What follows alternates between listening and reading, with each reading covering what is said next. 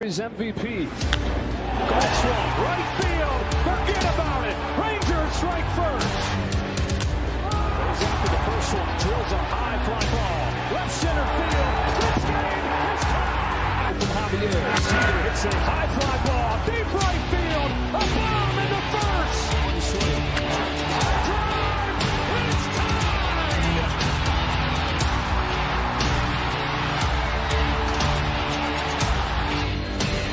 Seager smashes the ball down the line. Goodbye. Now Seager to right center field. Way back there. Good again. Corey Seager does it again. It's Rangers win the World Series. The Willie Mays Most Valuable Player Trophy presented by Chevrolet. Is there any doubt? Corey Seager. Hi, and welcome to another edition of Right on Rangers Live, coming at you in the bottom of the seventh inning of a 3-1 ball game. Texas leading.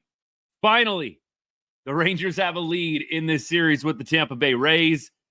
Hobie Milner on the pitch in the bottom of the seventh, pitched a 1-2-3 inning in the bottom of the sixth, just gets out number 4 in a row and froze Caminero on that inside fastball. Man, totally locked him up. It's strike 3. Caminero's arguing it a little bit, but it's strike 3, man. Hobie Milner, the GOAT. Yeah, I mean, I've been saying that all year long, man. One of the best relief pitchers in all of baseball. Rangers and Chris Young just have a knack of finding these bullpen pieces that incredibly overperform their contracts. And look, Hobie Milner down to a sub-2 ERA. What can you say about this guy? One of my favorite Rangers pitchers this year. And he quickly has the Rays down to 2 more outs in the bottom of the seventh. Mangum up to bat right now.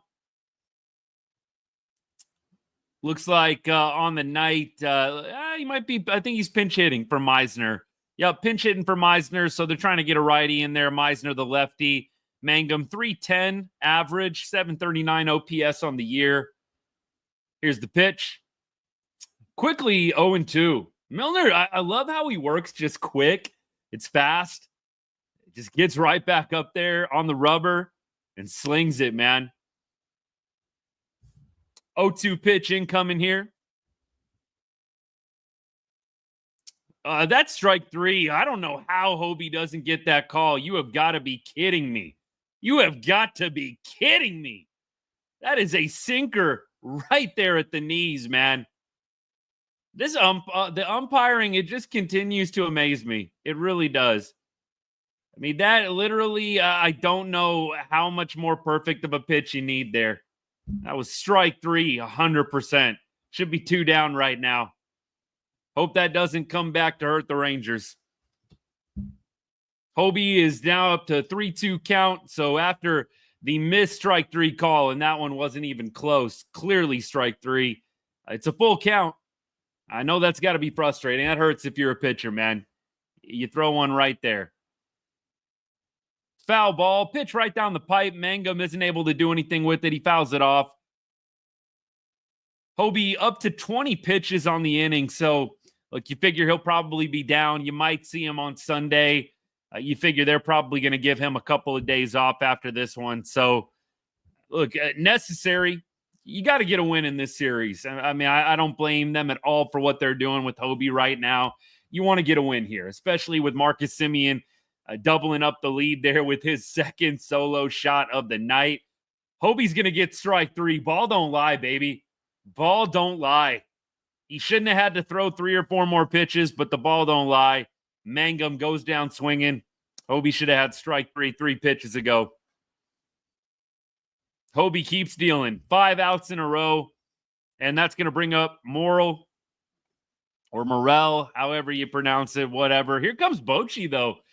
I don't love when Boch does this. I know this is why he gets paid the big bucks, but I just don't get it. You got Milner clearly dealing. He just struck out a righty. He struck out 2 righties in a row. I really don't understand why you won't just let him get the third out here. It doesn't make a lot of sense to me. They do this a lot with Hobie Milner. He just struck out 2 righties in a row. And I know that Morel is a little bit of a home run threat, but it's a 2-run game and you got nobody on. Chris, I did just see that, man. Hey, it's the boy Nate. What's good? Happy birthday to Nate. Happy birthday, brother. Hope you're having a great day. Man, I did see, and I watched that horrible missed strike 3 call.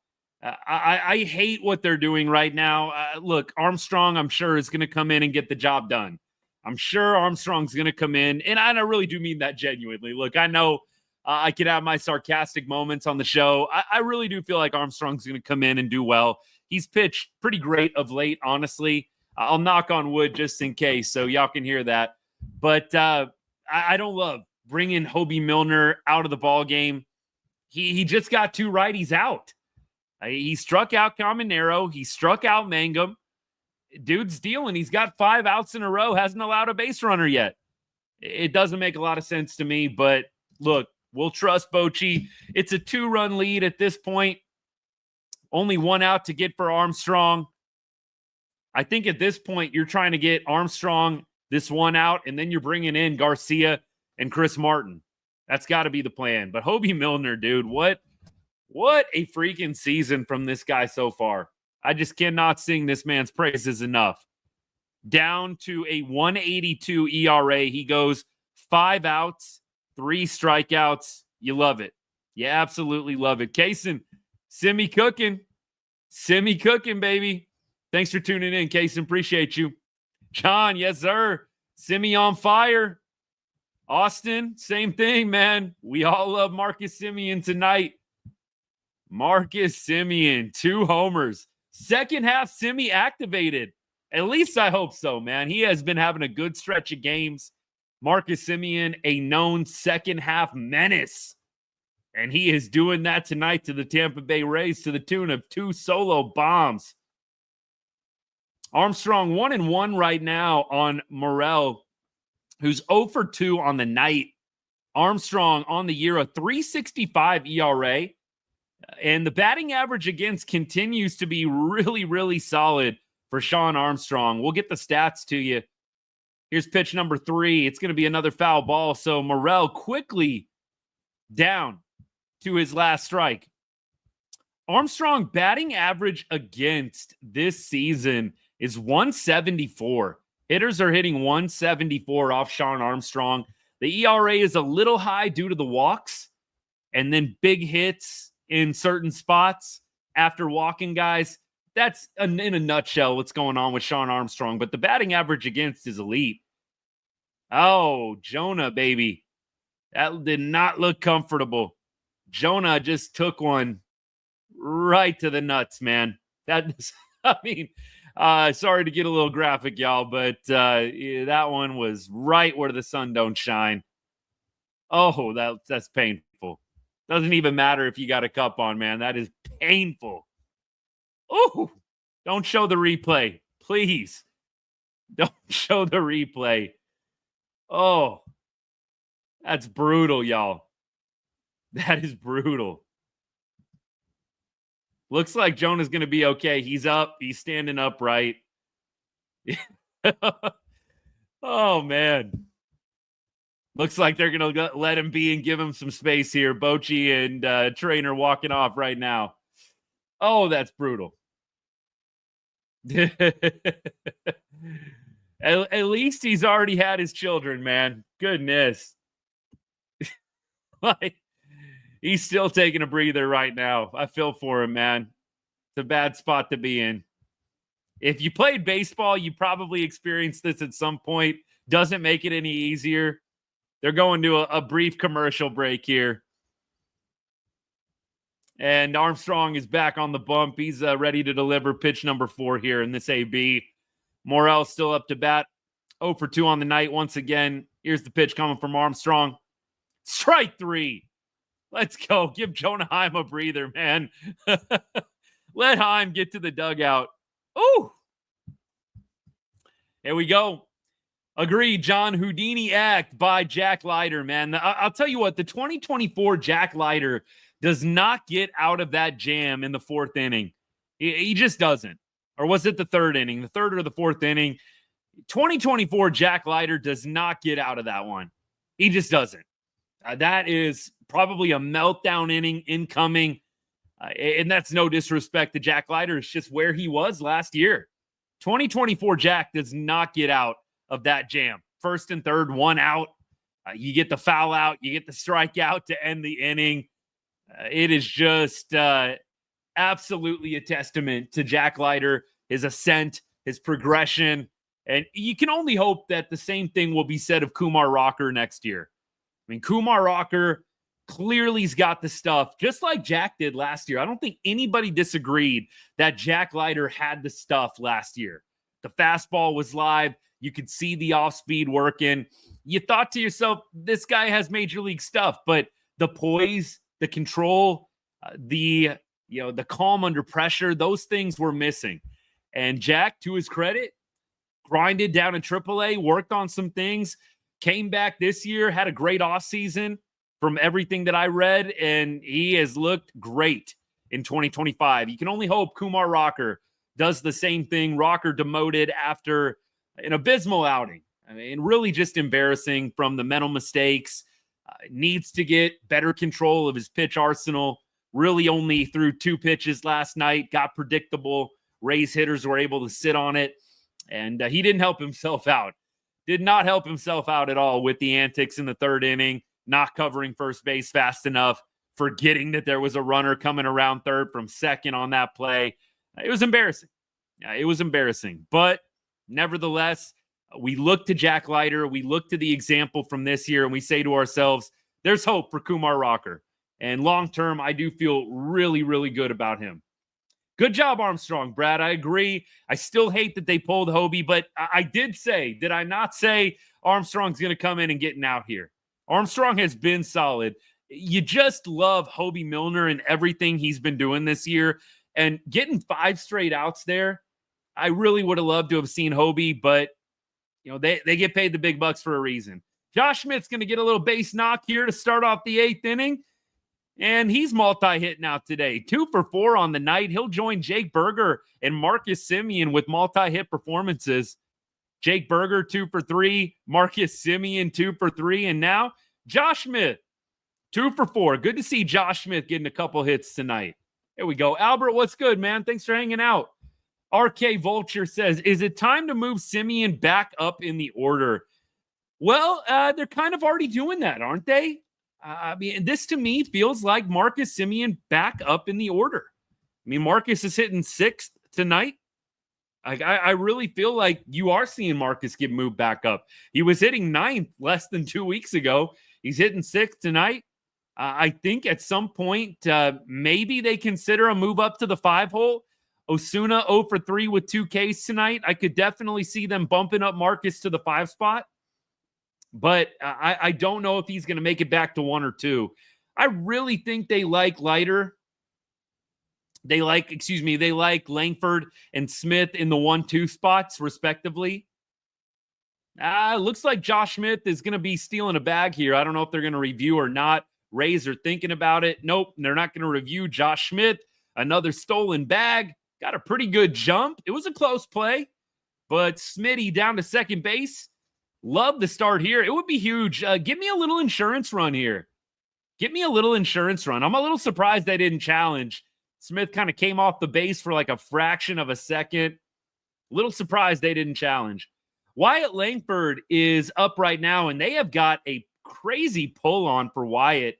They've got the second baseman over the second base bag right up the middle. First base is right in between first and second. It's an interesting shift here.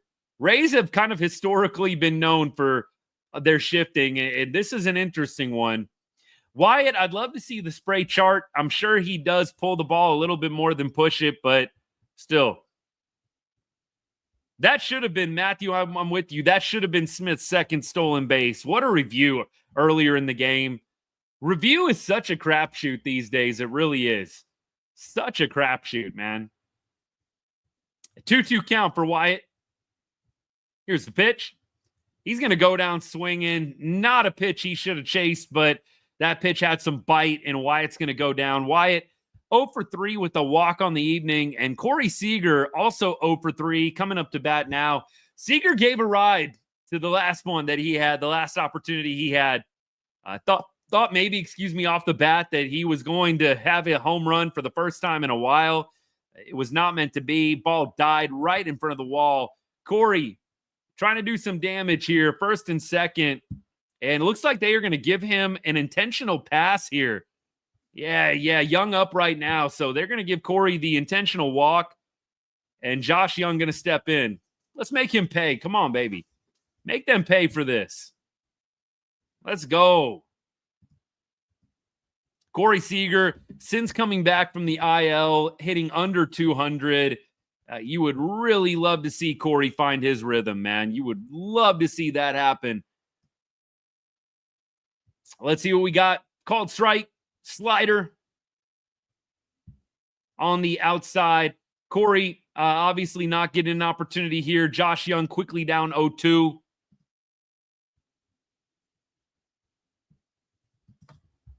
What's good, everybody? Thank you for hanging out. Appreciate you. It's only been a good 6-game streak for Semien. Brian, appreciate the comment. I think right where he's hitting is pretty good. Like, you move him up to 5. I don't think he needs to be hitting in the top 3. I think Smith, Langford is a pretty good 1-2 punch. John, yeah, that wasn't a good pitch for Wyatt to swing at. I mean, look, it looked like it had some pretty filthy bite on it, but nevertheless, not Wyatt's best evening, but after getting 3 hits last night, we'll forgive him. We'll forgive him. Josh, still 0-2, was able to foul off pitch number 3. Josh looking for his first hit of the evening here. He's another Ranger that's been scuffling a little bit of late. Would not be shocked to see them move him down. Looks like he's going to pop out here to not end the inning, only 1 down. 2 outs now, though. Foul territory, Caminero camps under it. Josh Young, probably a candidate to move down. You were wondering, what are they going to do with Marcus Semien? I feel like it's pretty obvious. Move maybe Semien up to the 5 spot. I don't know what you want to do with cleanup. Honestly, I don't know why Jake Berger is still hitting 8th.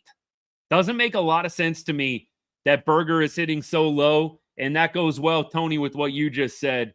I don't really understand Berger hitting in the 8th spot. Dude has been I think the OPS backs this up. I think the stats back this up. I think Berger has been the best Rangers hitter OPS-wise since May 1st. So, I mean, the last month, Berg's been arguably your best hitter. Look, Semien, I think he might be starting to creep up with some of his performances, but I would really love to see Berger move up to 4 or 5. I think that move needs to get made. Carter ups as a pinch hitter right now. Alejandro Osuna going to take a seat. You wonder what the Rangers are going to do with Alejandro Osuna, Evan Carter, and just really the entire rotation that they have going on right now with the outfielders. So you had Evan Carter sit today. Osuna sat last night. Doley, he's been playing the past couple of nights. Is Friday night his turn to take a seat? Are they just putting him back in the lineup to stay? I'm really curious what they're going to do here with this outfield and what they've got going with all 3 of those guys. It's going to be interesting. We'll see. Let's see what we got here. Going back to the broadcast. Evan Carter, 1-0 count right now. Trying to do some damage here. Rangers really had a promising start to this inning. You had a runner on second, and you had nobody out. It's really an inning where you got to scrape across that insurance run to go up 4-1. I mean, look, I know we're all feeling great 3-1 with the bullpen, and I am too. I don't really feel a lot of anxiety or worry right now up 3-1 with the guys that we've got coming into the game, but you love to go up 4-1, and the Rangers really should have done that this inning. Really not a lot of excuses for not getting the job done here. You had your best hitters coming up. You had nobody out and a runner on second. I hope the Rangers don't look back and regret not scoring this run. 2-2 now on Evan Carter. 2-2. Let's go. Come on now, Evan. Get this done. 2 down, 2-2-2. Rangers leading 3-1 right now. Evan had a nice hit last night, but he's going to strike out here. Or is he's gonna pump the fist and getting a little animated down 2 runs? Look at the scoreboard, my friend. It was a big pitch. Look, getting out of that jam definitely could be a factor later on if the Rays offense has anything to say about it. Not ideal there. You really want to push that to 4-1 at minimum with Josh Smith stealing a bag with nobody out standing on second base. Not good. Not good.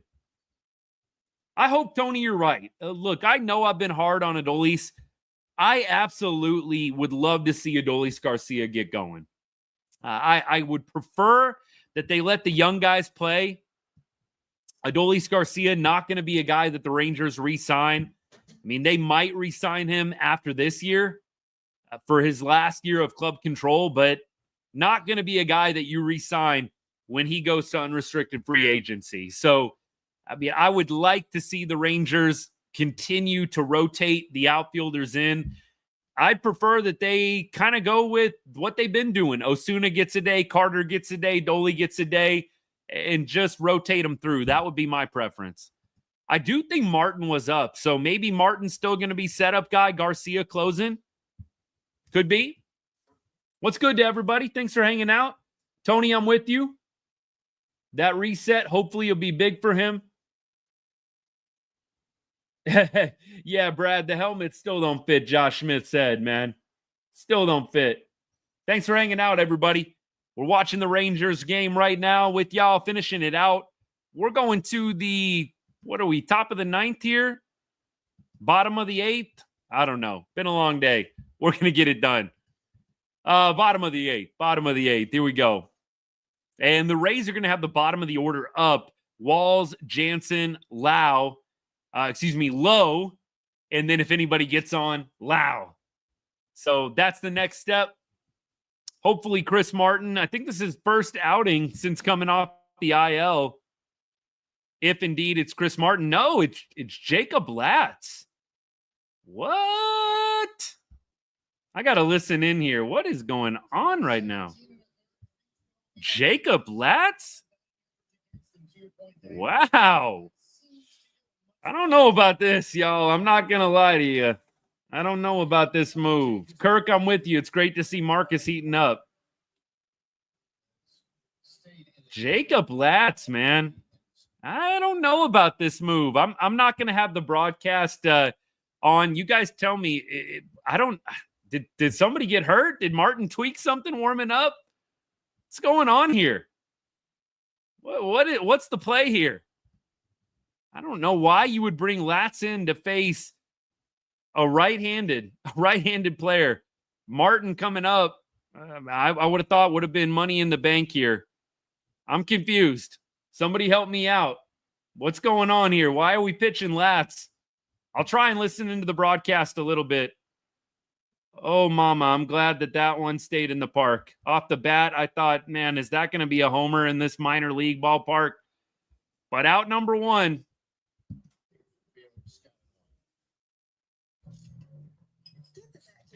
Jacob Latz gets a quick out. We'll see. He's obviously going to have to pitch 2 more. He's going to have to face the 3-batter minimum here. I'm not really sure what's going on. I figured Martin would get the 8th and Garcia would get the 9th. Not sure what's going on here. Would love to hear what the strategy is, why they could decide to go to Latz in this spot. I got to think maybe Martin tweaked something. I have no idea why you would go to Latz here otherwise. I'm rooting for him. I hope he gets the job done. Really do.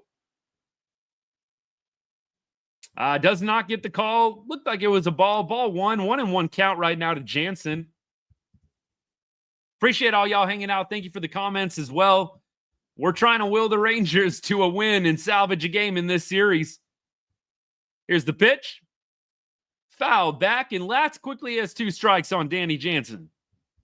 Let's go, Latz. Come on, baby. By the way, Latz pumping it at 96 right now. and then comes back with that 79-mile-an-hour curveball. That is a good mixture of speed. I do like the stuff from Jacob Latz. I think you just want to see, kind of like Jack Leiter, him improve in the poise and command area.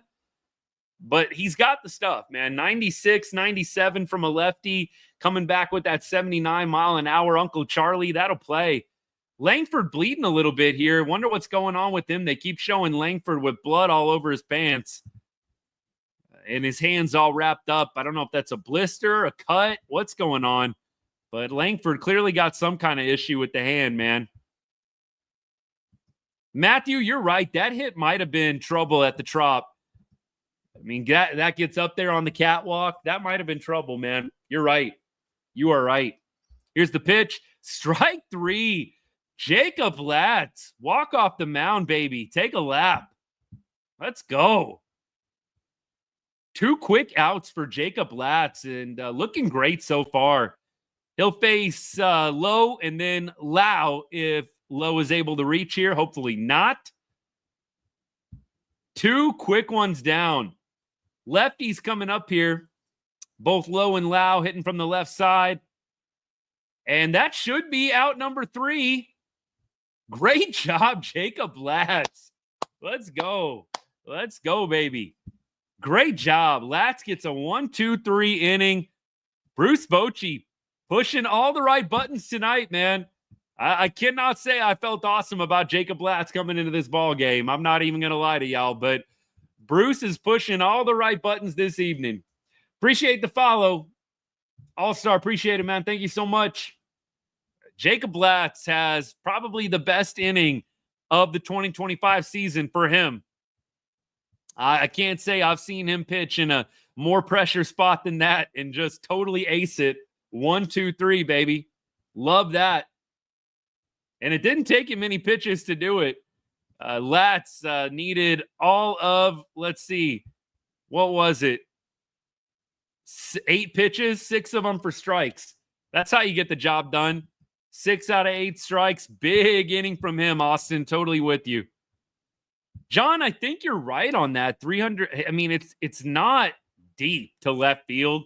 And without that second deck in left field, it feels like the ball jumps here. I mean, I don't know Marcus Semien, his 2 homers.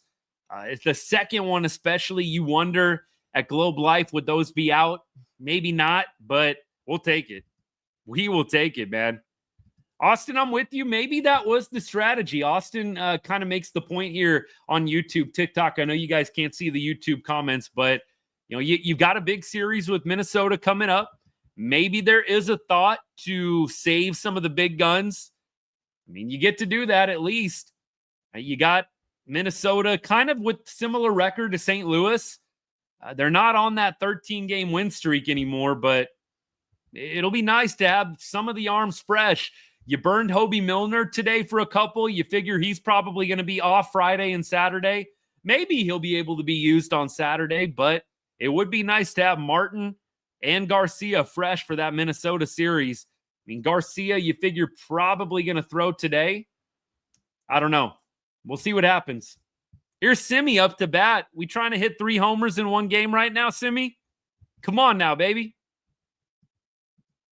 He takes ball 1 outside. Rays, by the way, Sulcer on the pitch right now. Made a pitching change. Latz is going to do a second inning. That wouldn't be the worst thing in the world. Marcus takes strike 1. Here we go. Let's go, Semien. 207 average. And Marcus is going to serve this into right field for a base knock. 3 hits on the evening for Marcus. Great job, man. What a game from him. Marcus Semien heating up as the second half gets closer and closer. This dude just takes it to another level. If the Rangers can get this from the heart of the order, maybe move Semien up to that 5 hole where they had him initially after dropping him from the leadoff spot, that would be a game changer for this offense. Adolis Garcia up right now. Takes strike 1 right down the pipe. That's one you'd love to see Dolly just rip, man. let it rip. Dolly has been taking a lot of pitches for strikes on pitch number 1. A lot of first pitch strikes. He's going to wave through a pitch that's a little elevated, but right over the heart of the plate, and it's quickly 0-2 for Adolis Garcia. John, it might be on the table. It might be on the table. Adolis Garcia maybe getting bumped up as well. I don't know. They seem to like Marcus Semien, Adolis Garcia hitting back-to-back. I definitely think Semien moving up to 5 makes a lot of sense. I don't know if they'll move him up to cleanup. Dolly has gotten basically the 3 same pitches this entire at-bat. Fastball right down the middle. A little elevated, but more or less right down the middle. He took 1, and he's fouled off 2. Here's pitch number 4 incoming from Sulcer to Dolly. Looks like we might get a double play ball here, and that's what's going to happen. Dolly not able to connect with the fastballs right down the pipe. Swings at the off-speed pitch, low and inside, and rolls it over. And the Rangers now 2 down.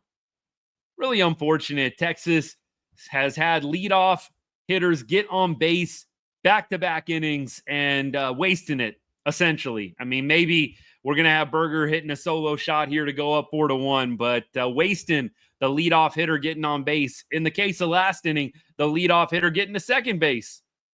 Berger going for his 3rd hit of the game right here. 2 for 3.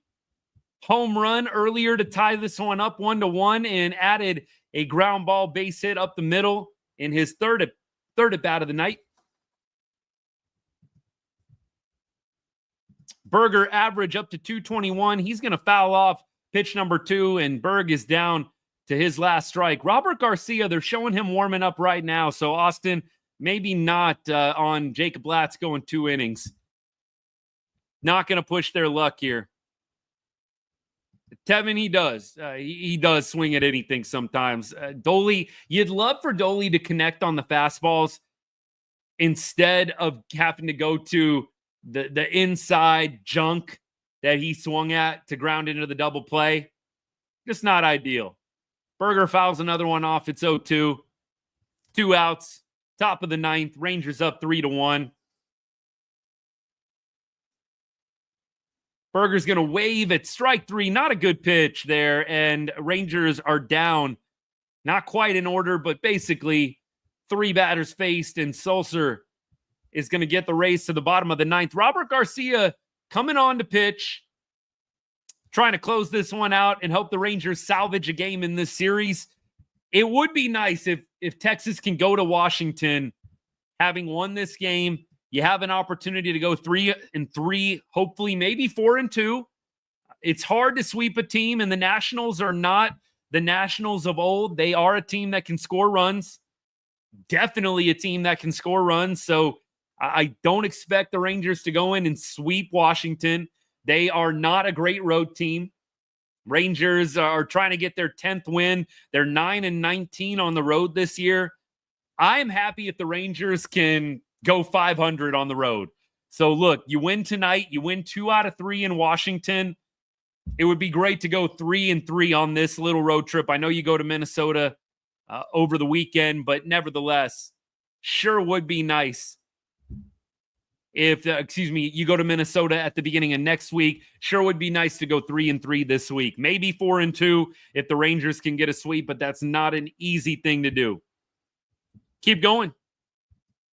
Cody Bradford will help the bullpen. Are they going to put Cody Bradford in the bullpen?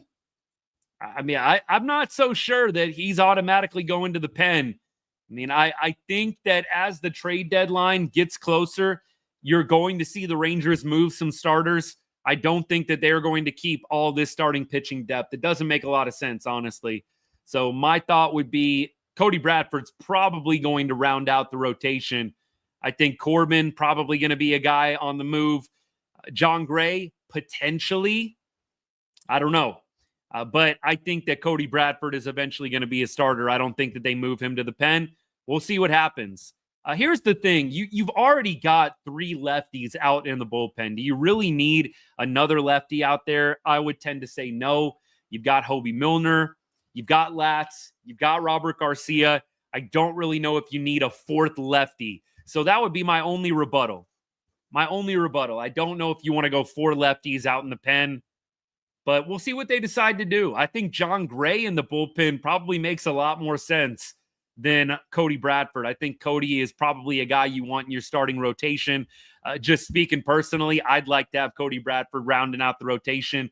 If it was me, I'm trading Corbin, for sure trading Corbin, and then I am leaving John Gray either as my 5th starter, or I'm putting John Gray out in the pen. Cody Bradford can basically slot into Corbin's spot and be your 5th starter.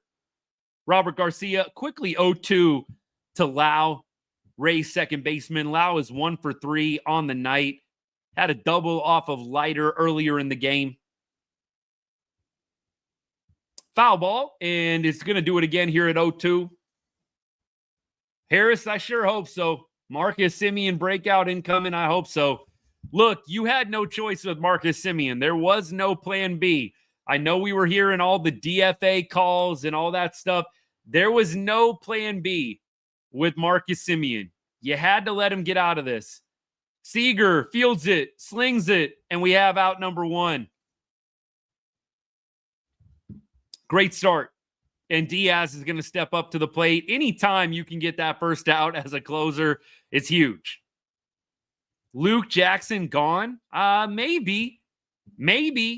I think that the Rangers are going to listen to some of their pitching depth, especially the guys that are on 1-year deals. I think they'll listen a little bit. I don't think they're going to go crazy. Beautiful painted pitch from Garcia. Hits the inside corner. A little above the knees to Diaz, and it's 0-1. Yeah, I don't think they're going to go nuts trading starting pitching depth, but I do think Patrick Corbin, not really sure why you would keep him, honestly. Diaz was on that one, fouls it right back, so it's quickly 0-2. Not really sure why you'd keep Patrick Corbin if you've got a healthy Cody Bradford and if you've got a healthy John Gray. It doesn't make a lot of sense. So I do think they will move Patrick Corbin. I would be really surprised if they kept him around. Harris, what's good, buddy? Thanks for hanging out. Thanks for the comment, man. It's good to see you. Here we go. Foul ball, and we're going to do 0-2 again here. Rays down to their final 2 outs. Rangers trying to salvage this game. We'll get into a lot of post-game analysis. We've been live for about 35 minutes or so now, finishing out from the 7th inning on. Robert Garcia sets, and pitch number 4 incoming here. Way wild, high and outside, easy take for Diaz, and it's going to be 1-2. Diaz 0 for 2 on the night. Look, for a 3-hitter, pretty low numbers, 684 OPS. I'm a little surprised Aranda is not their 3-hole hitter. It's kind of confused me all series long, but you do you, as they like to say. And he's going to hit a base knock. Reverse jinx there. My bad, y'all. And the Rays have a runner on. Here. Josh Young, not able to get over to it. Corey Seager wasn't really closer to him. It looked like Young probably would have been the guy to make that play, but that was well placed. And the Rays are in business. Aranda up 0 for 3 on the night, but this is a guy you want to be careful with. You got to be careful with this dude. Lefty-lefty matchup, so you like that, but we're getting a little nail-biting time here in Tampa Bay. Sure would be nice to get Aranda rolling over here on a double play ball. Let's go. Come on. 1-0 count. Here's pitch 2. Garcia, a little wild right now. Hopefully he can reel this one in, compose himself. A few fastballs in a row here have not been super close. 2-0 count. Not where you want to be against Jonathan Aranda, sporting a 908 OPS. Another wild pitch, and it's quickly 3-0. It's getting a little dicey. Man, maybe Austin, maybe we should have left Latz on. One ground ball could end it, though, Matt. I like the mentality. 3-0, though. I wonder if Aranda's going to get the green light. Got to be careful here if you're Garcia. Don't want to serve up a meatball. That wasn't anywhere close, man. I think you need a mound visit right here. That's ball 4. Nothing was close in that at bat. Think you need a little mound visit. And here comes Mike Maddox right on cue. Rays have runners on first and second, 1 out, and the winning run is up at the plate. Aranda was kind of doing a little bit of a fake bunt attempt there on 3-0, so definitely was not green lit, but he got a little chin music on that play. Hercules, I'm with you. Uh-oh. Not where you want to be. Shane, what's good, man? Thanks for hanging out. Appreciate you. Yeah, not where you want to be at all here. We just couldn't have a 1-2-3 ninth inning, could we? Robert Garcia's been great. I mean, he's been great of late. But look, runners on base, little traffic. Hopefully that mound visit settles him down a little bit. You've got a very dangerous hitter in Caminero up to bat right now. Caminero, 15 bombs on the season. You got to be careful with this guy.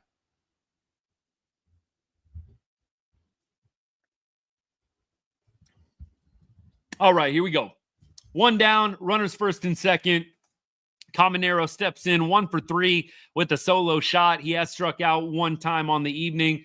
Pitch number 1 from Garcia. Strike right at the knees. Beautiful pitch. Not much you're going to do with that if you're Caminero. Come on now. Get back on track, baby. 4 wild fastballs in a row and then a wild breaking ball. Good to see that first pitch right after the mound visit. Here's pitch number 2. Off-speed pitch. Maybe it was the fastball. Off-speed pitch, though, low. 1-1 count here. What's good, everybody? Will us to victory with those likes right now. Will us to victory with those likes. Come on. Let's go. Oh, man. Appreciate all y'all. Pitch 3. Oh, we have all sorts of problems behind home plate right now, man. Looks like Caminero lost the bat, and that nailed home plate umpire. Bat, I don't know if it nicked him as clean as it did Jonah Heim, but that bat hit the home plate umpire right in the legs. I think he might have avoided Jonah Heim's fate, but we're going to take a minute here. Garcia, 2 strikes. Good stuff. You get past Caminero, and you got to feel pretty good about the Rays here and getting retired. I really feel like once you get past this 5-hole, Mangum is definitely a pretty solid hitter, 307 average, 730 OPS. But I do feel like you get past Caminero, and it's kind of all downhill from there. That's my feel. We'll see if I'm right. Hey, Bill, what's good, man? Thanks for hanging out. Good to see you, brother. Thank you for supporting, man. Appreciate it. Hopefully the Rangers can get this win. Knock down the Rays for you in the AL East, right? We're hoping, man. Rays have been kicking our butt this whole series. Hey, here's pitch number 4, incoming 1-2 count. Base hit up the middle. Rays are going to make this a 3-2 ball game. Man, that is not the pitch. That is not the pitch that you want to throw right there. Look, fastball right over the heart of the plate. It's not a strike. It's a little high, but that is not what you want to see on a 2-strike count there, man. A fastball over the heart of the plate. I don't care that it's a little high. You do not want to see that pitch. Not good. Not good. Let me look again where Jonah Heim is set up here. And then we'll go back live. I got to watch the replay on this. Let me see where Jonah Heim sets up for this one. Inside, they were trying to go in on him, and it's just a miss. He just missed, man. Fly ball. Doley's camped under it, 2 down. And we're going to see all the runners hold. So we got first and second, 2 outs. And Morel is up to bat right now. Rays down to their final out. Garcia making it interesting, man. Making it interesting. Bill, we're trying, man. We're trying to get this dub. We'll try and help you guys out a little bit in the AL East here. Morel 0 for 3 on the night. Hobie Milner made good work of him last time up. Rangers 21 one-run games, third most in the AL, 21 games that have been 1 run for Texas, third most in the American League. We've said it all season long, literally all season long. The Rangers are in every ball game. I mean, it's been very rare that the Rangers have been smoked or the game hasn't been within reach at all. It feels like every game you're within 3 or 4 runs at most, with a chance late to maybe tie it or win it. Pitch number 2 is outside here, so it's a 1-1 count to Morel. Morel, 198 average, not a great year for the Rays left fielder, 609 OPS. Tie and run at second base. Come on, Garcia, let's go, baby. Right there, little outside, 2-1. Garcia doesn't have the command today. I mean, if he gets out of this one, it's going to be a gritty performance from him. You can tell he just does not have the command today. By the way, apologies if I'm a little bit behind on the comments. I got to lock in right now, y'all. Post-game, we're going to get to everything. Oh, nice play, Josh Young. What are we doing? Josh Young, what were we doing? What a play, but why didn't we throw the ball? What are we doing? Huge error by Josh Young there. Mental error. I don't know what he was doing there. He made such a great play and then totally brain cramped. Tried to go to second base. I mean, just an outstanding play.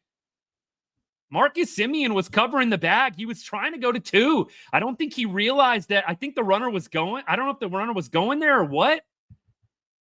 Just a brain cramp from Young, baby. You got to get up and fire that thing to first base. What a play defensively to stop that. But then just a total brain fart from him. And now the bases are loaded. Jeez. And Walls is up to bat right now. Walls not having a great year, but that was such a brain cramp from Josh Young, man. He is having a rough stretch. Just a rough stretch. Pitch 2, and it is going to now be a 1-1 count. Ball in the dirt. Jeez. Josh Young, what a play to stop that. I thought that might be a double down the line. Such a nifty play from him to glove that and then just totally cramped. You got to throw that to first. Strike 2. We're down to our final strike. Come on, baby. Come on, let's go. Robert Garcia, we need you right now. Clutch up. Walls, 1-2 count. Garcia, bases loaded. Come on now. Paint me. Here's the pitch. Ground ball. Marcus, nobody's covering first. Nobody's covering first. Oh, my.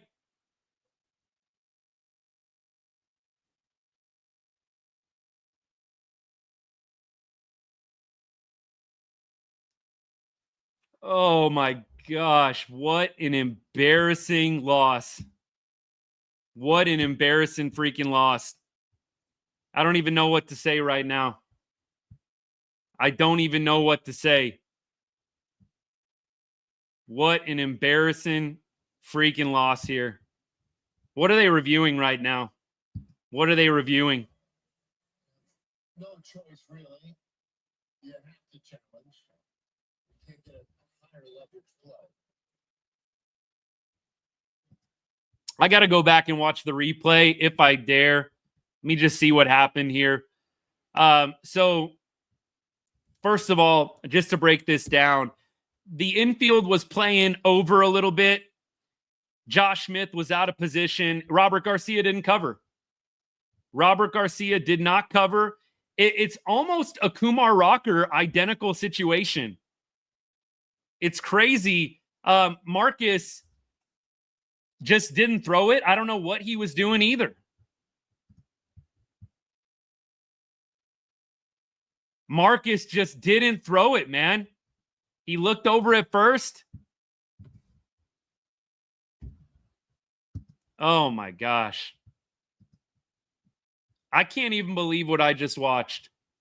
I cannot even believe what I just watched. Josh Smith's fault. I think personally, maybe you could say Josh Smith wandering off, but they were playing on that. They were playing the pull. I mean, Semien was over quite a bit, close to second base. They were playing the pull there. I don't know if Josh Smith really in that case is to blame. I got to watch the replay again to break it down. Watching it live, it's hard. Watching it live, it's hard. I'm going to have to go back and break down the replay to really see what was going on there, who was covering, who wasn't. Berger was getting the night off. My goodness. I don't even know what to say, where to start. You're just you're just at a loss for words with what this Rangers team just did. And really, after watching that third inning last night, I can't even believe what I just saw. I'm going to need a second. I can give y'all some better analysis, but I'm just in disbelief and shock right now what we just watched happen. Rays sweep the Rangers. They sweep the Rangers, and Texas has now fallen to 29-34 on the year. Feels like rock bottom. It really does. You know, and the Rangers, here they sit only, 5 games out of a playoff spot. It feels like rock bottom. And you know what?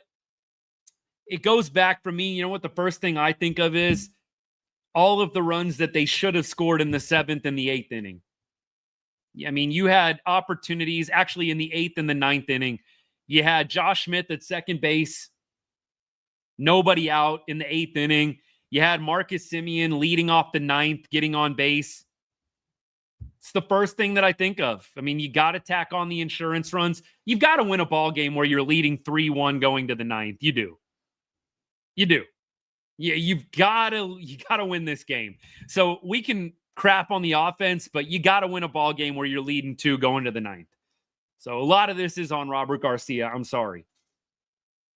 I do think, Brad, you're right. We got to get a closer, man. What are we doing here? We got to get a closer. Robert Garcia, he's been okay, but we're playing with fire, not having a true closer. You got to think we're going to go out and get one. Sal, I'm with you. So mad that you just got to laugh at some point how ridiculous it is. You really do.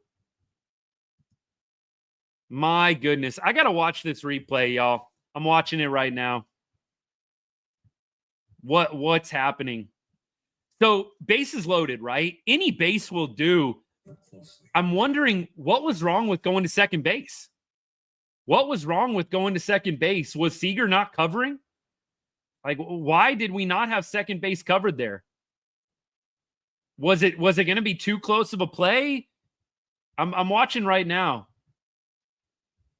So Semien gets it. Looked like it would have been a too close of a play at second. It did not look. Seager was breaking to the bag, but it did not look like it looked like it was going to be too close. I'm breaking it down right now, watching it. It would have been a bang play at second base. First base was the play. Robert Garcia's got to cover. He's got to cover. He didn't cover. It's as simple as that. He did not cover. He twirls around and he watches. I mean, I'm watching him right now. He twirls around to watch the play, and then he realizes, oh, crap, I got to cover this base. And then Marcus Semien just, you got to get rid of the ball. Once you see that nobody's covering, you got to throw home. I mean, Marcus is going to get him clean at the plate. If you just throw it home, you've got to get it home. So I would say you mostly got to blame Robert Garcia for not covering. And then after that, Marcus Semien, I would say maybe as a third place, I think you got to go back to Josh Young as well. Josh Young, get rid of the ball. Get rid of the ball. Like, so Josh Young to me, I think is number 2. I would go Garcia number 1. Marcus Semien not getting rid of the baseball there, number 3, if you want to put the order of blame.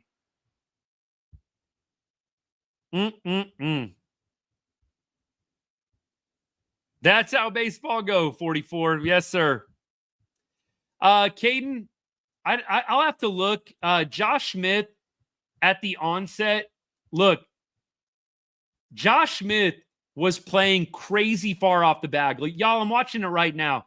He is probably like, I would say 2/3, not even, a little under halfway. So you're talking, he's maybe like a little less than halfway to second base. They were playing to pull. So I don't think that you can blame Josh Smith there. They're playing to pull. So for me, I definitely am not blaming Josh Smith as number one. Like, dude, what are you doing so far off the bag? It's Robert Garcia's job to cover. If Robert Garcia covers, they get the out. 1,000,000%. If Robert Garcia just covers, they get the out.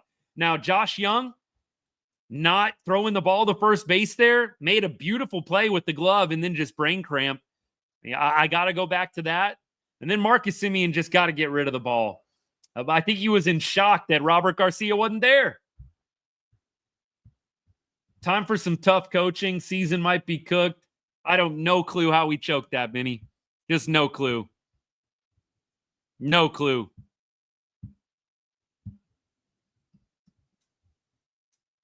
Offense still can't hit with runners on. I'm with you. And I went to the offense. It's the first thing I thought of. And I know some people tried to check me on that. Look, I do think you got to win a 3-1 game. You got a 3-1 lead going into the 9th inning. You got to win. You got to win that ball game. So I definitely will go back to the offense in time. You got to win a 3-1 game in the 9th inning. Forget about it. Forget about what the offense had done. That's my take. But yeah, the offense should have tacked on in the 8th. They should have tacked on in the 9th, and they didn't. You had a runner on second base, and you had nobody out in the 8th inning. Josh Smith got on base. Nice little ground ball single, stole second. You got to tack on. And the Rangers didn't do that. You got all 3 of your runs from the long ball, Jake Berger, and 2 Marcus Semien bombs. It's unfortunate, man. Really, really unfortunate. Keep going. Jeff, not the time, buddy. I don't want to talk about favorite Rangers right now. I'm sorry, man. Maybe later in the show. We need Spores in that situation. It would be nice. Would be nice. But look, Spores, he's still about a month away. You got to go get somebody. You got to go get somebody. Brad, it does feel like new ways to lose. Jay and Wright, I'm with you. Garcia, the clean inning. Hobie Milner in the 9th? I mean, I don't know at this point. Hobie Milner in the 9th, maybe? It's probably what I'm going for. I don't know who else. Why Chris Martin wasn't available today? I thought he was. I mean, I think at this point, Hobie Milner in the 9th would probably be the best option. Jeez. What's wrong with Seager? Not there. The timing is not there from his stint on the IL. That's what's wrong with Corey right now. Ram 94, Washington's no slouch. I don't know if we're going to get swept, but Washington is no slouch. They're not. They are a quality offense. Nate Lowe, I'm sure, will be wanting to cook us left and right. If I missed your comment, by the way, we're talking about the game right now. Obviously, I'll get into random other Rangers questions later, but I'll take any comments or questions for the game. No, I don't think we see Walcott this year. I don't think Walcott's going to be up this year. It'd have to be probably major injury to get Walcott up, if I had to guess. Gio, I'm with you. Rangers need a real closer. They need a real closer, 100%. Stupid ESPN giving me these notifications. Rays with a wild walk-off win. Forget you. Yeah, the defense was bad in that last inning. Garcia, biggest gaff. Josh Young, second biggest. And then, again, Marcus Semien, you got to get rid of the ball there. Once you notice that you're not going to get the out at first, you got to throw home. And the communication's got to be better. I don't know if Josh Young is yelling, 4, 4, 4. But you've got to get communication better there. Marcus clearly not having his eyes on the runner coming from second base. Yeah, I don't think Hobie Milner is a real closer, Gio, but I'm just saying of all the options, I probably feel best about Hobie. 44, thank you. Appreciate the comment. I don't think you bring up Walcott. Guys, you don't want to bring up Walcott in a losing season. You're just wasting a year of Walcott. It makes zero sense. That's the other thing too, right? Like you might as well let Justin Foscue come up and play if that's the idea. I mean, you don't want to waste a year of Walcott. Would we love to see him because he's doing awesome right now? Sure, but I want to keep him on his track right now. He's doing great. He's developing well. You don't want to waste a year of Walcott. I don't know, Austin, if you can blame the coaching or if you can't. We don't know what they work on and what they don't behind closed doors. I will say this. Clearly, I'm not a Major League Baseball player. I do have a pretty solid background in baseball, both playing it and coaching it. And I think I've been pretty humble with y'all. I was nothing special in my playing career. I did play a little bit in college, but I've coached baseball for a couple of decades now. And been around the game a while. Obviously, I cover the Rangers, been covering them for the last several years, seen a lot of ball. And those are 100% plays that the Rangers have to make. Those are routine plays for Major League Baseball players to make. Routine, man. Look, Ultramodern, I don't think it's going to happen. I know a lot of people are frustrated with Bruce Bochy, and I think that they have a right to be. You're watching the struggles. I think people have a right to be frustrated with Bruce Bochy. They do.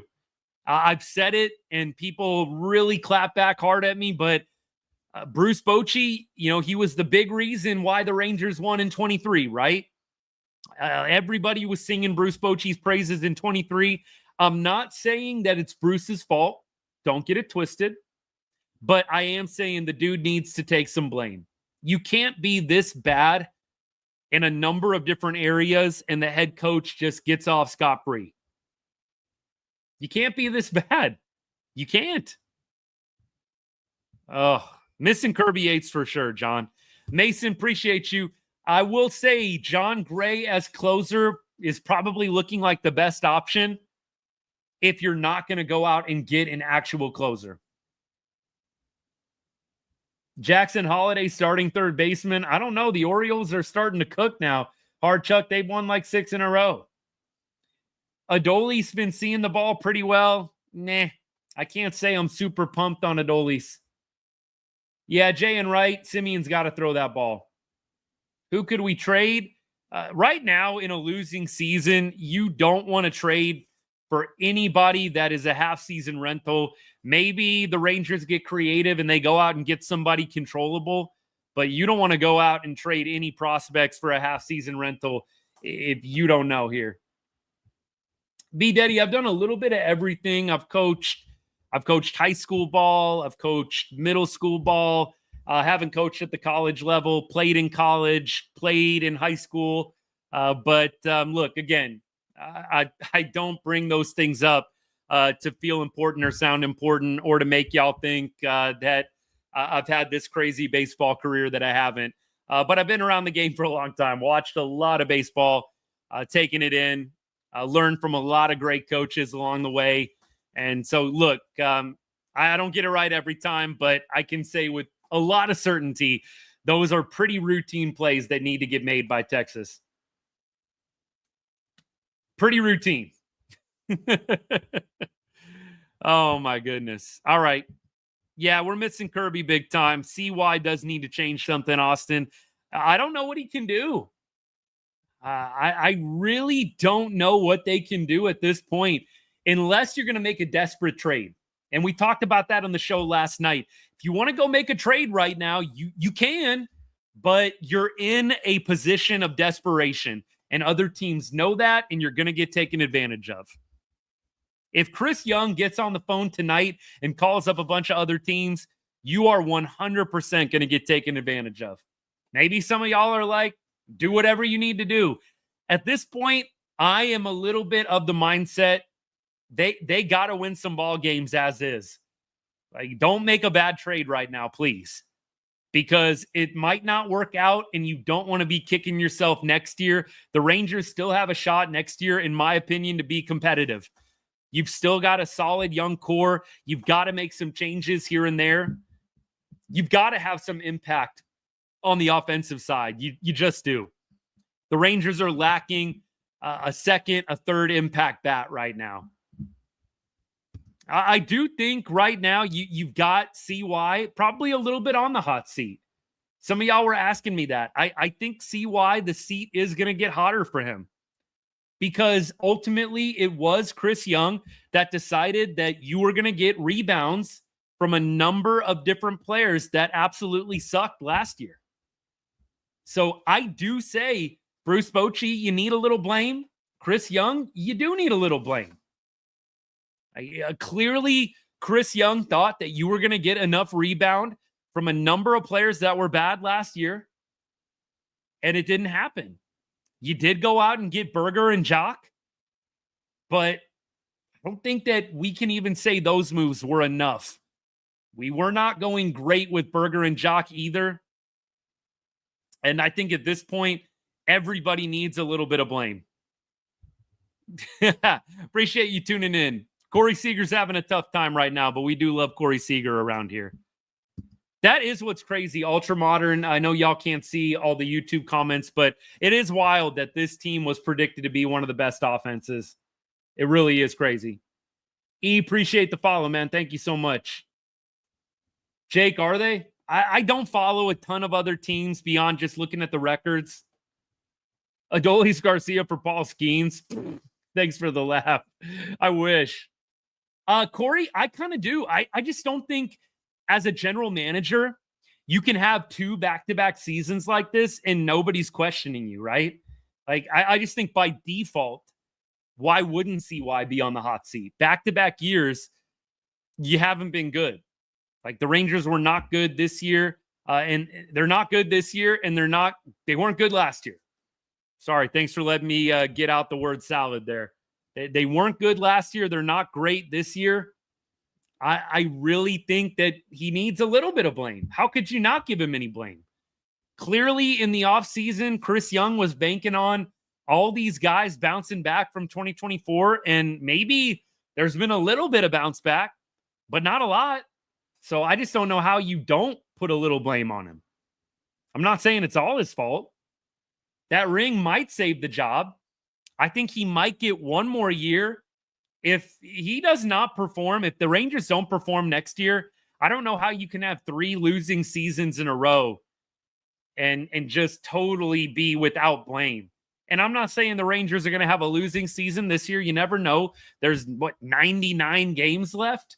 There's 99 games left, y'all. Like, seriously. It's a long season. Jake, I'm with you. There's 99 games left. I'm not going to hit the panic button.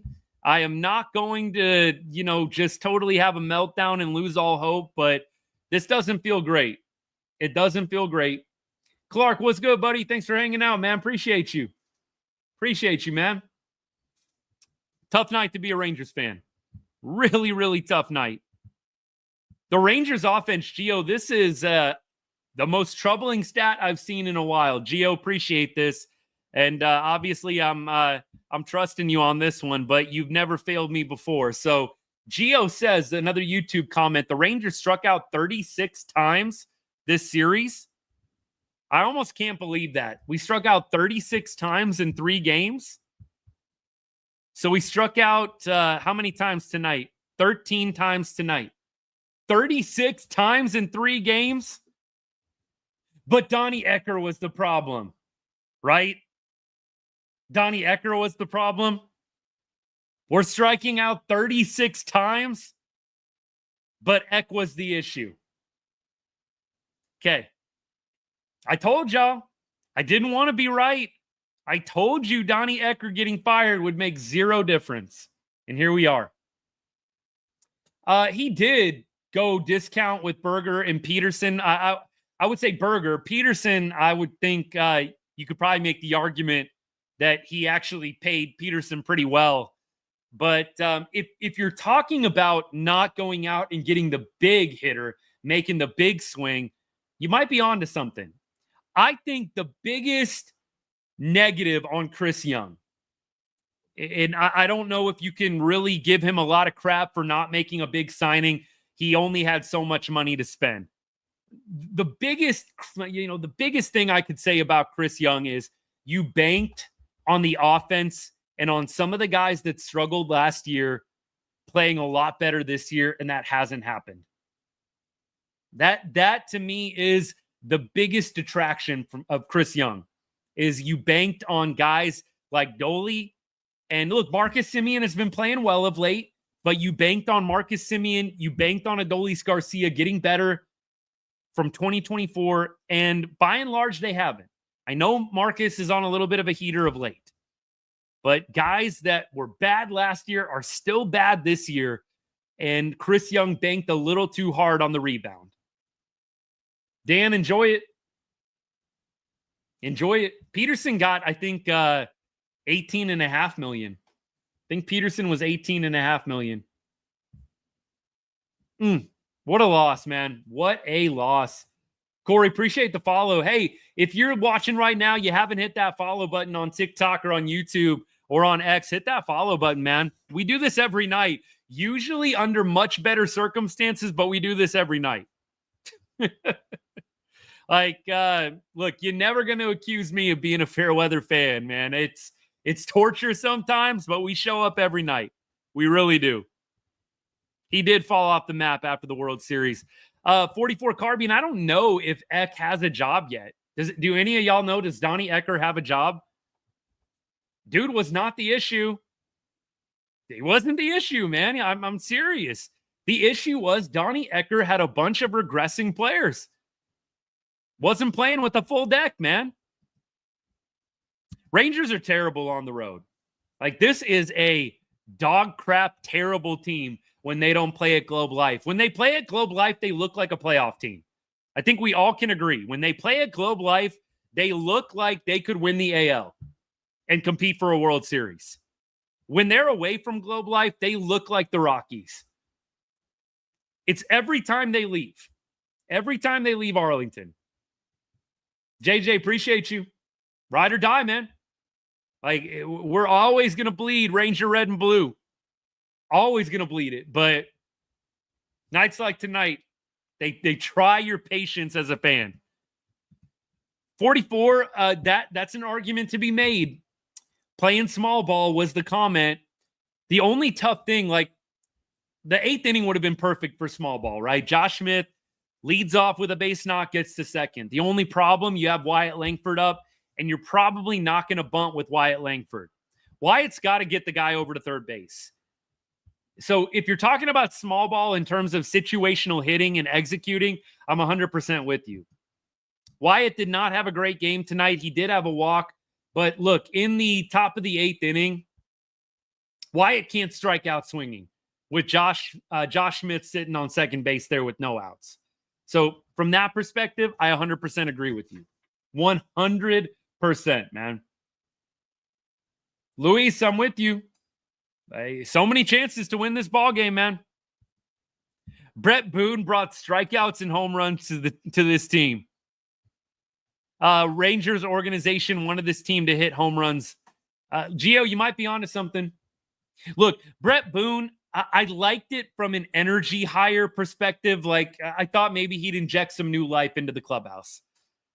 But I did not think Brett Boone was going to make an exponential difference. And he hasn't. You could maybe make an argument it's gotten worse. I don't know. I would love to see Donnie Ecker era, Brett Boone era side by side. I might have to do a deep dive on that. But it hasn't been great for Brett Boone. It really hasn't. Brett Boone needs to break out some of that juice he used back in the day. Ultra modern, man. I actually was watching a TikTok video. I think it was Jeff Pearlman, former Sports Illustrated writer, and he was going off on Boone. Like, dude, it was obvious that he was juicing. Look, I don't know if we'll ever know the truth on all these players, but I will say his 2 years with the Mariners, or 3 years, total anomaly with the rest of his career. So it definitely is something that is going to be debated among a lot of people. A lot of the real deal baseball fans that were watching back during that time. Yeah, Brett Boone and his 2-3 year run with Seattle. Definitely a little different compared to the last of his career. That's all we'll say. Trade for Austin Wells. I don't think New York's giving him up. If they don't have a chance, sell DeGrom. I don't think they're going to sell DeGrom. I do think that they are probably going to sell Mahle if they don't have a shot or if they're not even within striking distance around the deadline. I think that they are going to sell Mahle. I think they might even consider that, even if they are within striking distance. Look, personally, if you're going to corner me and make me go one way or the other on Brett Boone, I would say, yes, I would probably lean towards dude was juicing. The years that he had in Seattle are crazy. That 01 to 03 or whatever it was, it's crazy. Do I know 100% certain? Obviously not. If you made me bet on it and we were actually able to find out the right answer, I would say 100% yes. Keep going. Yeah, Mahle, I think, is going to be a guy that we trade. I really do. I think Mally's going to be a guy we trade. 100%. If the Rangers are not firmly in a playoff spot, honestly, it would be baseball malpractice not to trade Tyler Mahle. You can make an argument the Rangers, whether they have Tyler Mahle or not, it's not going to matter in terms of making the playoffs. If the offense doesn't wake up, you're not going to make the playoffs, even if you have Tyler Mahle. So you might as well trade him. If the Rangers offense does wake up, I think you have enough starting pitching depth to make the playoffs anyways. Yeah, they're not going to fire Bochy. I get the sentiment. I understand the emotion. I really do. And look, I have at times this year called out Bruce Bochy. I want to see him take a little bit more of the blame. You don't really hear Bruce Bochy shoulder a lot of blame. And look, the Rangers missed routine plays tonight. Some people might say Bruce Bochy can't make the plays for these guys, and I do understand that. At the same time, when a team isn't focused and when a team is not sharp in the little things, I don't know how you can't look at the coach a little bit. Bruce Bochy's awesome. He's obviously a surefire first ballot Hall of Famer guy. Brought us our first World Series. Forever going to be grateful for him. Not trashing Bruce at all. My point is, how can you not give him a little blame for this year? Back-to-back stinker years so far. Could turn it around. A lot of baseball left, but man, seriously. If they do trade DeGrom, it would free up some money, but I just think next year, you've got too much talent. You could be good next year. You could be really good next year. You've got to fill some holes. You have got to go out and make some moves. You've got to go get a closer. You've got to upgrade the offense. But you could get rid of some guys next year and still have the core intact. DeGrom, Evo, Leiter, Bradford. You've got a great starting pitching staff next year. There's no reason to blow it all up. You can come back in 2026 and be very, very competitive if you play your cards right. Now, are the Rangers going to play their cards right and make the right moves in the offseason? Who knows? I don't think Bruce really wants to go and sign another 3-year contract, though. That's my only thing. I don't think so. Maybe he does. I think Bruce is going to ride off into the sunset if he doesn't coach for Texas. And if they do happen to turn it around this year and make a deep run, I could see Bochy coming back, maybe going year to year. But I don't think he's going to turn around and coach for anybody else. Yeah, I think we've got to give up some guys. If you're talking about the guys who are less than a year of control, I agree. Now, for me, and I've always said this to you guys, and I want to be upfront with you, I am not Mr. Don't touch the prospects. I think, in fact, you can make a very strong argument, maybe not this year, but in the offseason, you can make a very strong argument the Rangers need to push all the chips in the offseason. Push all the chips in. You have got Jacob deGrom, Nate Eovaldi still in prime years, pitching at an elite level. You've got Wyatt Langford, Corey Seager. You've got all of these really, really talented players on offense. I think you can make a strong argument. The Rangers need to go all in the offseason. You need to sign hitters. You need to trade for guys, and you need to be willing to give up prospects. Prospects do not pop. They don't pop as often as you think they do. Sometimes they do. Now, let me ask you this from a Rangers perspective. How many times have Rangers prospects actually popped into a franchise player? It's not a ton. It's not a lot. Now, I'm not saying trade Sebastian Walcott. I think he's probably the one untouchable. Teodo maybe is the other one. I don't think Rosario or Santos is going to have a lot of trade value because they're hurt. I think Osuna is an interesting trade piece. I don't know if the Rangers want to bail on Osuna. But everybody else, I think you potentially trade. I think you have got to be willing to part with prospects. If you're not going to do it this year because you're out of the playoffs, you do it in the offseason. Trade the prospects to make this team better. Again, not saying that you waste them this year, but I do think in the offseason, you have got to decide, are we all in or not? Are we win now or not? The Rangers could still be very good in 2026. You don't need to do a fire sale. But you 100% have to figure out if you are going to be all the way through the door or if you're going to stay inside, man. What are you going to do? I think the Rangers have got to figure that out heading into the offseason. Maybe they stay afloat and they make some moves at this deadline, but if you really are all in my humble opinion, you've got to start trading the prospects. Got to. Maybe with Walcott as being the one exception. Hey, Zcor, appreciate this, man. Thank you for the gift. Appreciate that, man. Thank you so much. It means a lot. Really, really appreciate the generosity. Thank you. Rangers rebuild 2026 and following years. Again, you could do a soft sell, and I think you could still be really, really good in 2026.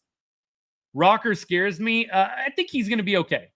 I think he's going to be okay. He needs another year in the minors, but I think Rocker's going to be okay. One man's voice, it does feel like intentional sabotage with how bad it's been at times. It really, really does. It really does. Sign Trevor Bauer. Bauer, I mean, would definitely be a nice piece to have. We don't really need pitching. We need hitting. We need a bullpen piece. Let me rephrase. We need a bullpen piece. We don't need a starting pitcher. We need bullpen guys. So Bauer, I mean, I get it, but at the same time, we don't need starting pitching help. We don't need it. Keep going. Bradford will be back soon. Gray will be back. You don't need starting pitching help. You really don't. I think Heim has actually been valuable defensively. I think he's done a nice job controlling the starting rotation. Offensively, I know he had the home run last night, but leaves something to be desired offensively. 238 average. You don't need Jonah Heim to be, Mr. 300. You don't need for him to hit 300. If Jonah can give you around a 250 average and a 700 OPS, I think you take it. I really think you do. But at the same time, yeah, I think they could upgrade and get a better hitting catcher. I don't know what they're going to do with Jonah Heim when his rookie contract is up. I'll be interested to see. Walcott, I do think, is potentially going to get an opportunity. Hey, Chase, appreciate the sub, man. Thank you for the subscription. Appreciate it, brother. Hey, super generous. Means a lot. DM me after the show, Chase. I'm going to get you into that exclusive Right on Rangers Discord that we've been rocking with for the past couple of weeks, man. Thank you so much. Hey, thank you. Appreciate it. Couldn't be more grateful, brother. Means a lot. Hey, real quick, special thank you to all of my paid subscribers and paid members on YouTube. Means the world. Look, just watching the show, liking the show, sharing it with somebody, following, watching, it means a ton to me. But over the past few weeks, probably at the beginning of May, I set up a subscription, and basically what it gets you, priority replies on lives and in the comment section on my videos. And then I've set up a Discord chat for all of my paid members and subscribers. So if you subscribe, $2.99 a month, I'll get you that link if you DM me after the show. Just a little way, if you love what we're doing here at Right on Rangers, maybe you've been following for a while, you appreciate what we're doing, and you want to give back in a small way, help support me and all I'm trying to achieve here. The goal is that this could one day be an everyday full-time job. I'm not there quite yet. I'm treating it like one, though, y'all. I'm on the grind right now, trying to make this a full-time gig. But I will say I appreciate you considering it.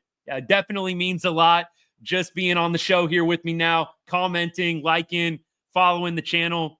It's much appreciated. But if you want to subscribe, you're feeling led to do that and support me in that way, hit the subscribe button right next to the chat.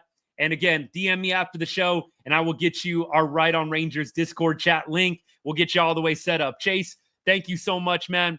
And then on YouTube, let me get you guys that link real quick. Here it is. I'll drop it in the comments for you, and we'll be on our way. Thank you, guys. Appreciate all the support. Appreciate on YouTube, by the way. Again, Z Corp Alpha, thank you for the gift. Here's the link for all my people on YouTube right now. Copy and paste that into a browser. You can join on YouTube. Same thing. We'll get you into the Right on Rangers Discord if you become a subscriber, become a paid member today. Thanks, guys. No, my Twitter is just Right on Rangers. Everything is Right on Rangers. Hey, Trent, appreciate you, brother. Thank you for the sub, man. We're getting closer to that sub goal, aren't we? We're getting closer. Trent, thank you, man. So generous of you, brother. Hey, DM me after the show, Trent. I'll get you that Discord chat. We'll get you in. We're on a heater tonight. We got a couple subscribers. Awesome, man. Thank you. No, Alex, Right on Rangers for everything. Right on Rangers for everything. Trent, thanks again, man. So kind to you. Thank you for supporting the show. All right, we got 2 subs already. We're cooking with gas tonight. Hey, thanks for helping make this night a little bit better after watching that complete stinker of a game, man. Seriously, after watching that complete meltdown in the 9th inning, y'all are helping me feel a little better. I appreciate all the love. Are we out of the race? Nah, not out of the race yet, but it's not looking great. It's not looking great. I need to put a bow on tonight, though, y'all. We got to put a bow on this game, and then I'm going to preview the game for tomorrow. Patrick Corbin going back to face his old team, the Nationals. It's going to be fun. Trent, it was super hard to watch the 9th. Just super hard. It started out so well. We got one out quick, and then it just all went to crap so quickly. Josh Smith, 2 for 4 on the night. It's not going to be a good evening when your 2 through 5 hitters go 0 for 12 collectively. 2 through 5, Langford, Seager, Josh Young, and Osuna, they all went 0 for tonight. Seager, Langford, and Josh Young did get on base with a walk. Marcus Semien carried the team. Look, you had 6, 7, and 8 going a collective 6 for 12 tonight. Semien, Garcia, and Berger went 6 for 12. Berger's got to be hitting up higher, man. He has got to be hitting up higher. Like, seriously. Seriously, man. We're 5 games behind the wild card spot. First of all, again, box score. Let me go to AL West Roundup in a sec, and I'll tell you where we're at. Leiter pitched great tonight. Deserved to win. 5 innings, 1 earned run. Only 4 base runners. Pitched out of a great jam. It's really sad we don't get to talk more about Jack Leiter tonight. Hobie Milner pitched phenomenally. Inning and 2/3, 3 Ks. Armstrong came in and pitched well. Latz, what an inning from Jacob Latz. Garcia, though, with the meltdown. 4 hits, 1 walk. Just a meltdown from Robert Garcia. Who knows where Chris Martin was tonight and why he wasn't available, but really a shame. Really a shame, man. All right, let's get back to the AL West Roundup, and then we'll go through the matchup tomorrow before we sign off for the evening. We are almost at the hour and a half mark, y'all. We have been going at it, but let's check it out. So the rest of the league today, we did get a Mariners L. Houston is winning 4-1, unfortunately. In the bottom of the 4th, it looks like. But the Mariners did take the loss today. Houston's in first place. 4-1, going to the top of the 5th right now. Houston is up unfortunate to see. Athletics they pounded the Twins today, 14-3. Jeez. So at least maybe the A's are softening up the Twins a little bit for us before we play them next week. And then beyond that, the Angels, did they not play today? Angels maybe were off today. All right. So we have Mariners losing, A's winning, and Houston currently winning. No idea, Salvador, no idea what Young or what Garcia were doing on their plays, man. Ram 94, I'm kind of with you. The bats just don't show up for Jack enough. They really don't. They don't show up for a lot of the starting pitching enough. They really don't, man. It's sad. We've wasted so many good starting pitching performances. It really is sad. All right. Patrick Corbin tomorrow. Patrick Corbin tomorrow and facing his former team. That should be fun. So let's talk about it. I don't know if Patrick Corbin has faced the Nationals since leaving them. Soroka is going to be pitching for Washington. He's got a 5.81 ERA. So naturally, he's probably going to go like 6 strong innings and throw a quality start tomorrow. But Patrick Corbin against Washington, Josh Bell is 4 for 16 with 3 bombs against Corbin. I don't know if Josh Bell plays a lot, but he hits pretty well against Patrick Corbin. Josh Bell, it looks like he is getting some at-bats. So, look, maybe a guy to be careful with if you're Corbin. Rosario is like 1 for 2 or 2 for 31 with 2 homers, 0.97. Nate Lowe is 0 for 3 against Patrick Corbin. Those are the only guys that have ABs against the Rangers' probable starter. On the other side, against Soroka, Jake Berger, 0 for 1, Corey Seager, 0 for 2, and that's it. So no real sample sizes here to draw from for either probable starter against either opposing offense. So should be a mixed bag. Here's what Soroka has done in his last 3 starts. He just got lit up against the Diamondbacks, 5 1/3, 4 earned runs, pitched pretty well against San Francisco through a quality start, and then nearly had a quality start against Baltimore. So honestly, not terrible for Soroka over his last 3 games. Not awesome, but not terrible by any means. Patrick Corbin, we all know, dude has yet to allow over 3 runs in a start. He's allowed 3 runs or less in every single start as a Texas Ranger. Corbin's been awesome, yet he has a losing record. He's 3-4 on the year with the 3.71 ERA. Man, I would love to see him get a win tomorrow against his old team. That would be crazy. Crazy. Trade Young and start Smith every day at third base.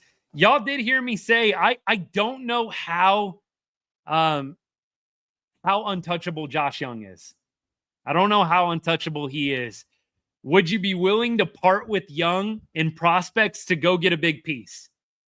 I would say at this point, I would still be a little hesitant, but if it was for the right guy, I would be willing. I'd be willing. If it's for the right guy, I just don't think that Josh Young is untouchable. We'll see what happens.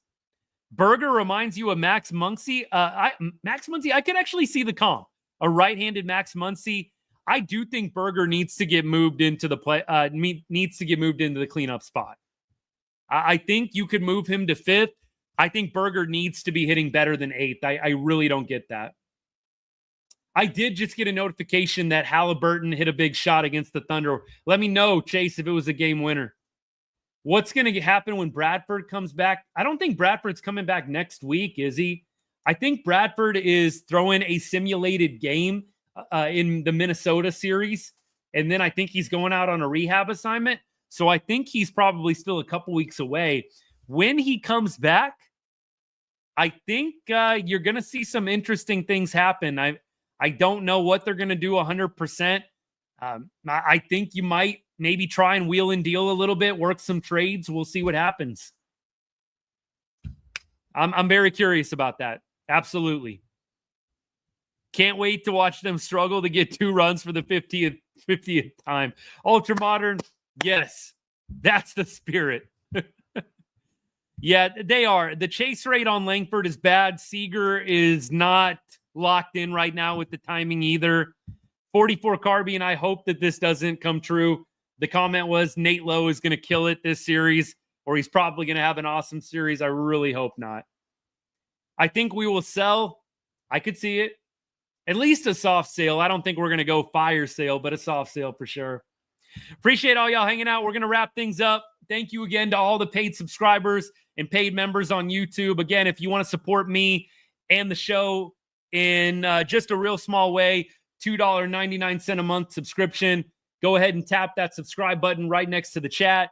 And then, of course, on YouTube, I'll post the link one more time. We'll get you into our Right on Rangers exclusive Discord chat. Get your priority comments in the lives and in all my videos. So there's that link for you guys. Thank you for considering, but thank you for all the ways that you support the show. Liking, sharing, following, just sitting here and watching, man. It means a lot. All the comments help keep the show fresh. You guys are great. We're going to get through this together, man. We're going to get through this together. And hopefully sun comes up tomorrow and we get a Rangers win against the Nationals tomorrow night. Appreciate all y'all. Hey, good to see you, man. Thanks for hanging out. They do keep stabbing us in the heart, Salvador. I'm hoping tomorrow is a better day. But hey, look, y'all have a great rest of your Thursday night and a good weekend ahead if I don't see you. Thank you to everybody that subscribed today. Chase, Trent, appreciate you guys a ton. DM me after the show. We're going to sign off. We'll be back tomorrow. We'll do it again. Come hang out. It'll be great. And as I always say to end every show, God bless and go Rangers.